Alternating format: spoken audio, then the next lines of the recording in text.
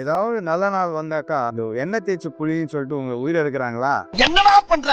ஆனா எண்ணெய் தேய்ச்சி குளிக்கிறதுனால அது பின்னால ஒரு பெரிய சயின்ஸ் இருக்குன்றது. ஏன் எண்ணெய் தேய்ச்சி குளிக்கணும்? இப்ப எண்ணெய் தேய்ச்சி குளிக்கிறதுல என்ன சயின்ஸ்ன்னு பார்த்தோம்னா, அன்னைக்கு நம்ம உடல்ல ரொம்ப ஹார்மோன் சேஞ்சஸ் ரொம்ப ஜாஸ்தி இருக்கும். இப்ப பாத்தீங்கன்னாக்கா வெனஸ்டே அண்ட் சாட்டர்டே பாத்தீங்கன்னா மேல் அவங்களுக்கு ஹார்மோனல் சேஞ்சஸ் அதிகமா இருக்கும். அதே டியூஸ்டே அண்ட் ஃப்ரைடே பாத்தீங்கன்னா ஃபீமேல்ஸ் அவங்களுக்கு ரொம்ப ஜாஸ்தி இருக்கும் ஹார்மோனல் சேஞ்சஸ். ஸோ இந்த 2 நாள் பேலன்ஸ் பண்றதுக்கு வேண்டி தான் இந்த எண்ணெய் தேய்ச்சி குளிக்கணும். இப்போ எண்ணெய் தேய்ச்சி குளிக்கிறதுலயும் நிறைய ப்ரொசீஜர் இருக்கு. நிறைய பேர் வந்து ஜஸ்ட் இப்படி தலையில தேய்ச்சிருவாங்க, எண்ணெய் தேய்ச்சி குளிச்சிட்டேன்னுவாங்க. அது தப்பு. எண்ணெய் தேய்ச்சி குளிக்கும் போது ஃபர்ஸ்ட் கால்ல இருந்து ஆரம்பிக்கணும். நம்ம நல்ல எண்ணெய் இல்ல கோகோனட் ஆயில் எதுவா இருந்தாலும் பரவாயில்ல, இது ரெண்டும் மிக்ஸ் பண்ணி தேய்ச்சாலும் ஓகே.